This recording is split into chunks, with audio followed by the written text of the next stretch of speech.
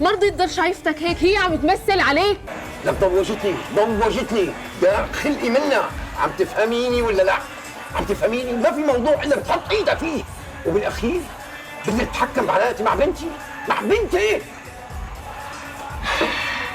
مفكر حالها لساتها مرقت تبع زمان. الكل امرك يا مدام، حاضر يا مدام، تكرمي يا مدام، بس مو مشكله. انا رح الاقي لها الحل. الحل عندي انا، دبار عندي.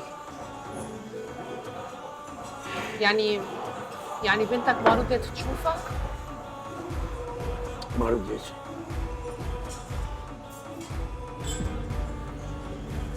كامل في شيء تاني انت ما بتعرفه وكلهم مخبيينه عليك. شو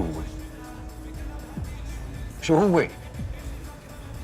ما بعرف اذا لازم احكي، بس انا مالي حابه ضل شايفتك هيك.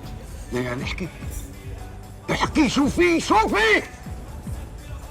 ليلى، تعرف من الاول انه انت ابوها.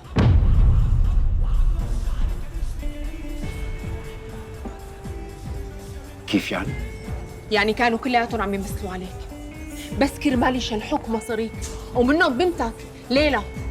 بس انا لانه ما رضيت ضل شايفتك هيك، هي عم تمثل عليك. لك انت شو عم تحكي؟ شو عم تحكي؟ شبك حبيبي، شبك انا عم بحكي هذا الشيء بس مشانك. لك عم تخنقني.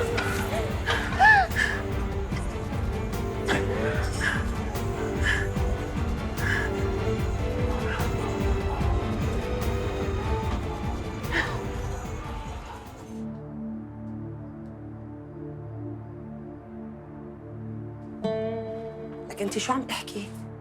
اي والله يا هنودة، متخيلة انت طلعت متجوزة كامل مشان هيك كل الوقت مختفية. لك ومو بس هيك، كمان ليلى رايحة لعندها على الكازينو ومجربة انه تضربها. يو، شو هي المجنونة الثانية لحتى تروح تضربها؟ والله ما بعرف يا اخيتي شو صاير لهم كلياتهم، تقولي عن جد جاني؟ والله بيني وبينك ما بعرف شو اللي عم بيصير لنا كلياتنا، بنطلع من مصيبة بنفوت بمصيبة. يلا ستي الحمد لله على كل شيء، استفقادات ربك رحمة. المهم طمنيني كيف صار اخوكي؟ الحمد لله أحسن، نايم. ايه الف الحمد لله. وينك هنادي؟ حبيبتي إذا اعتزتي مصاري بتيجي بتاخذي من البيت، فهمانة؟ ما تعملي لي فيها مستحى، نحن اخواتها. لك تقبري قلبي ايه؟ بعدين معقولة أنا أستحي منك؟ ليش أنا مين إلي غيركم؟